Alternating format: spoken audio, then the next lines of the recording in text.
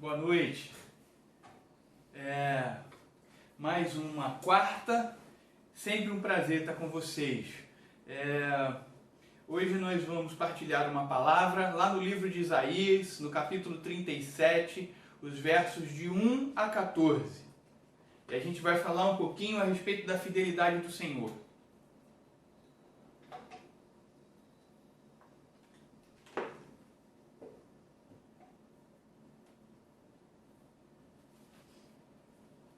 Encontraram? Isaías, capítulo 37, de 1 a 14.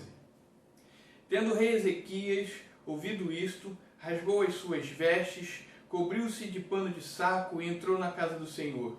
Então enviou a Eliaquim, o mordomo, a Sebna, o escrivão, e os anciãos dos sacerdotes, com vestes de saco, o profeta Isaías, filho de Amós, os quais lhe dissessem: assim diz Ezequias, esse dia é dia de angústia, de castigo, de opróbrio, porque filhos são chegados à hora de nascer, e não há força para dá-los à luz. Porventura, o Senhor teu Deus terá ouvido as palavras de Rabsaque, a quem o rei da Síria, seu senhor, enviou para afrontar o Deus vivo, e repreenderá as palavras que o Senhor ouviu. Faze, pois, tuas orações pelo que ainda subsistem.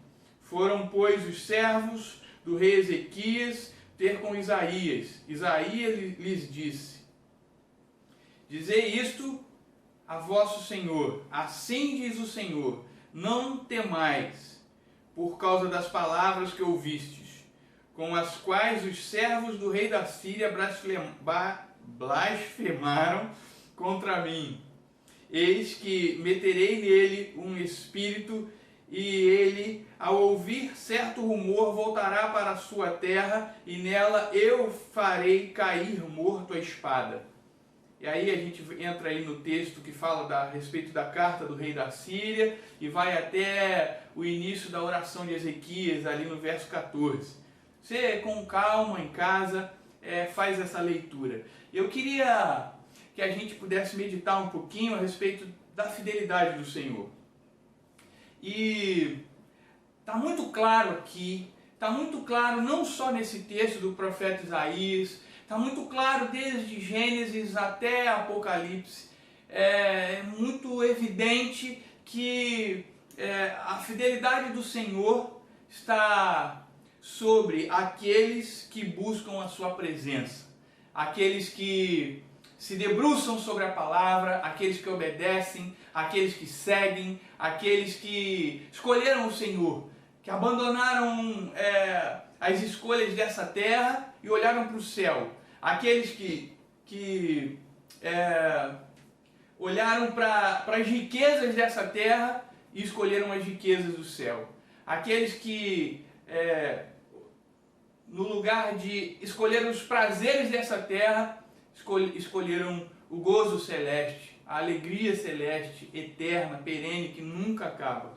E a fidelidade do Senhor está estendida para todos aqueles que buscam a sua presença. Esses versos, se você ler até o verso 14, você vai ver que é exatamente isso que está descrito aí. Se levantam gigantes, se levantam inimigos. Eu tenho falado sobre isso, acho que o tempo é oportuno para que a gente pare para pensar exatamente nisso.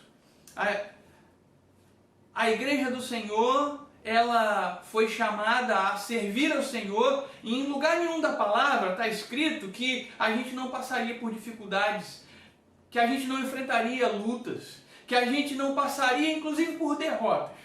Mas diante desse texto, eu percebo que mesmo os grandes gigantes que se levantam, mesmo os maiores problemas que se apresentam diante de nós, a fidelidade do Senhor continua estendida sobre nossas vidas.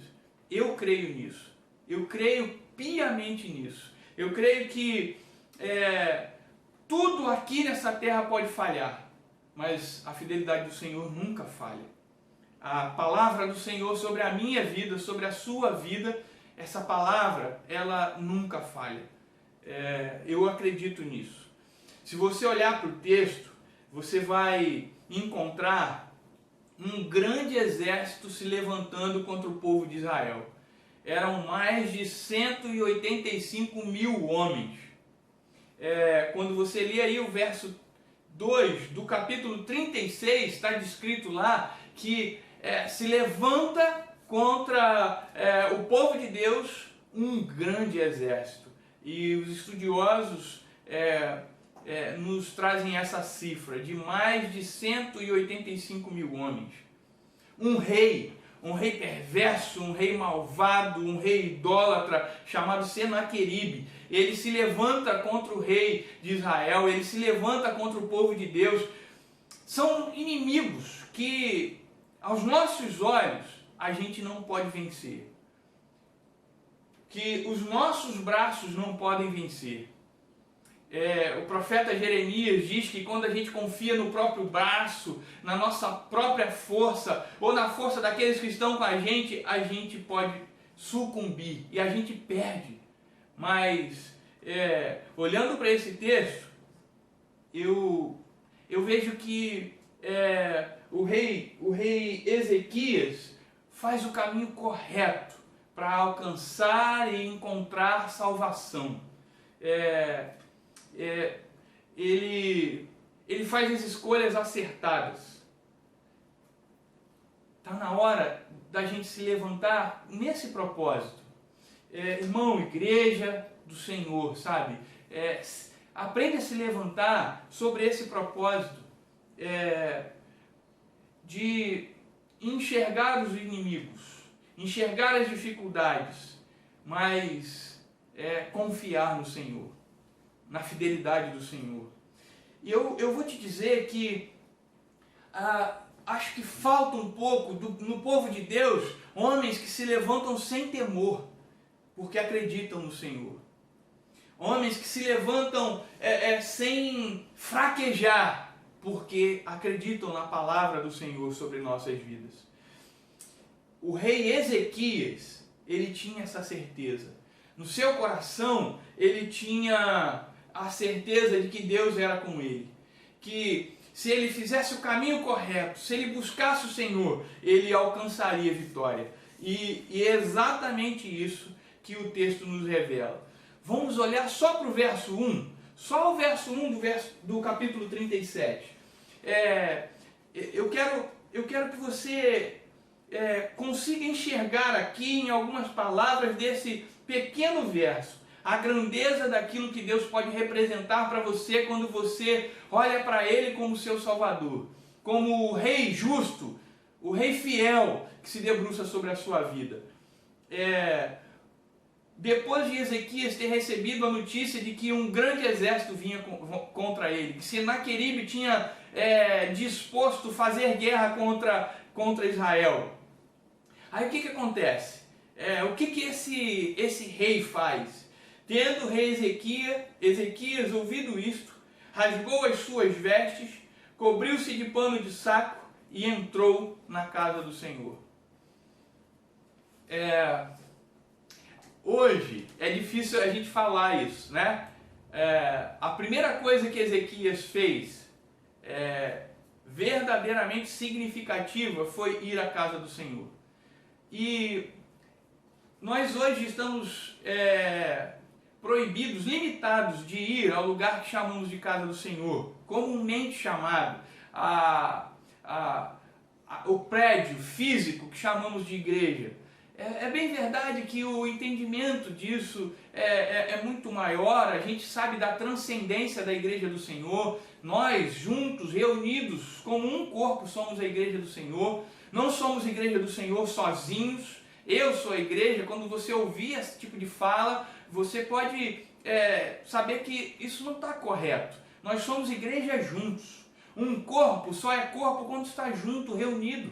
Então, mesmo que a gente olhando para o texto e ouça Ezequias nos ensinar a ir à casa do Senhor para buscar alento, talvez hoje a gente possa de uma forma muito poderosa, se valer dessa igreja triunfante, para que a gente se reúna como corpo de Cristo, para encontrar as respostas.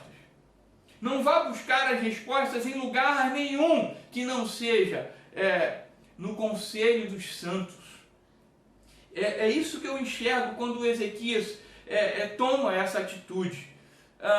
O texto diz que ele rasga as suas vestes e se veste de pano de saco. Essa é uma figura muito comum, sobretudo no Antigo Testamento, a respeito de se humilhar, a respeito de reconhecer. Essa é a palavra para você hoje. Reconheça, como servo do Senhor, a sua incapacidade de resolver certas questões. Reconheça como homem, sabe? Como homem, somos incapazes de resolver certas questões. Agora, o rei tornou isso claro através dessa figura de rasgar as suas vestes, de colocar o seu rosto no pó, de se humilhar. Era o rei que se assentava no trono, mas ele falou assim: olha, eu não sou nada. Não consigo vencer uma batalha contra 185.000 soldados bem armados, bem treinados. O rei Senaqueribe é mau.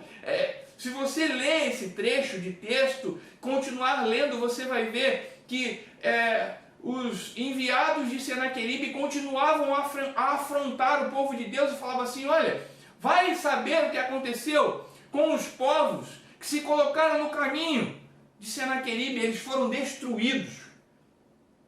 E Ezequias reconhece isso. Eu não posso resolver essa questão, mas no conselho do Senhor eu tenho uma solução, eu tenho alento, eu tenho uma palavra de um Deus vivo e poderoso.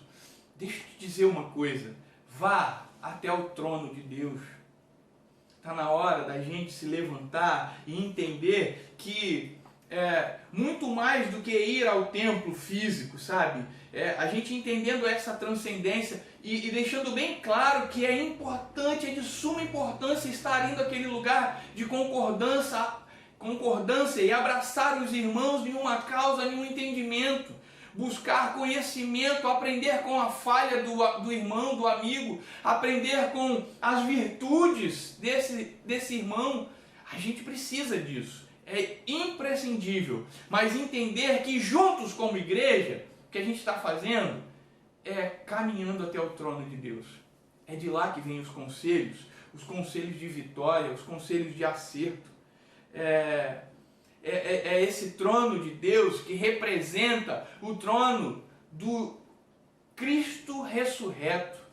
É esse trono que representa o trono que vence qualquer batalha, como Jesus venceu a morte, como Jesus venceu os seus inimigos, venceu de uma forma diferente, é bem verdade, mas venceu. Os grilhões da morte não puderam deter, as armadilhas, os planos de Satanás e principados e potestades, os planos dos seus inimigos não conseguiram deter Jesus. No trono que eu e você precisamos aprender a buscar, a chegar até ele, é o trono do rei, que se debruça sobre nossas ansiedades, necessidades, sobre nossas aflições. É esse Deus poderoso, bondoso, que se reclina sobre a mim, sobre a sua vida. Eu estou falando para você que vale muito a pena confiar em Deus, vale muito a pena você dedicar a sua vida a confiar em um Deus fiel. Você sabe muito bem, esse é um encontro que a gente grava para os nossos encontros caseiros, para você em casa sentar hoje com sua família, né, e conversar a respeito dos desdobramentos dessa palavra. Mas quando a gente se reúne como grupo caseiro, a gente começa a discutir a respeito disso, sabe? É muito importante como faz falta a gente ter nossas discussões de grupo caseiro. E pensando nisso, sabe? No quanto o meu irmão, a palavra que ele pode me trazer, o conselho, o quanto isso me leva diante do Senhor. para que eu reconheça esse Deus fiel que se inclina sobre a minha vida. E eu tenho que te dizer isso. Chegou a hora de você olhar para essa história, sabe? E entender que o socorro do Senhor vem. É certo. O socorro do Senhor, ele não tarda. A gente tem vivido dias muito difíceis. A gente, a cada reportagem nos jornais, a gente vai somando mais mortes. Impressionante pessoas ainda acharem que isso não é algo real, né? Não tão grandioso quanto a gente tem visto. Quantas mortes vão fazer dessa pandemia algo grandioso, algo para que eu realmente reflita a minha humanidade, para que eu reflita a respeito do cuidado de Deus sobre toda essa terra e da importância da igreja estar tratando disso no meio dessa situação. E se você continuar lendo esse texto, você vai ver que a palavra do Senhor, ela se cumpre. Senaqueribe ouve os rumores que o profeta havia dito. Senaqueribe volta, se esconde e é morto pelos seus filhos, exatamente como a palavra tinha dito, como o profeta tinha predito. O anjo do Senhor entra no arraial dos assírios e fere de morte aquele grande exército. Quando o exército acorda pela manhã, algumas pessoas ainda vivas e veem aquela cena de morte, de desespero, fogem. E por mais que a gente olhe para o quanto essa história parece trágica, e é trágica, ela reflete um tempo de guerra, reflete um tempo de há muito, né? Mas o que a gente precisa entender e enxergar aqui é que a vitória do Senhor, ela chega. A vitória do Senhor, quando a gente busca e quando a gente é fiel em continuar crendo nesse Deus fiel, a vitória chega. A vitória vai chegar para nós. Deus é quem nos guarda. Deus é quem nos protege. A gente tem que fazer tudo o que está ao nosso alcance, mas não perca de vista que quem cuida de você é o Senhor. Quando o inimigo impossível de ser vencido se levanta, você vai até o rei de causas impossíveis. Quando um rei poderoso, quando um inimigo impossível de ser derrotado pelas minhas mãos e pelas minhas forças e pela minha condição, a gente vai até um Deus de poder que me mostra o quanto vale a pena caminhar lado a lado com Ele. Está na hora de você sentar com sua família e conversar a respeito disso tudo. Conversar a respeito de como é caminhar lado a lado com esse Deus poderoso. A minha palavra para você é: permaneça fiel. Encha o seu coração de fé no Deus Altíssimo. Encha o seu coração de fé nesse Deus que pode nos cuidar e salvar. Em meio aos piores caminhos, Ele salva os seus. Amém? Amém? Vamos adorar?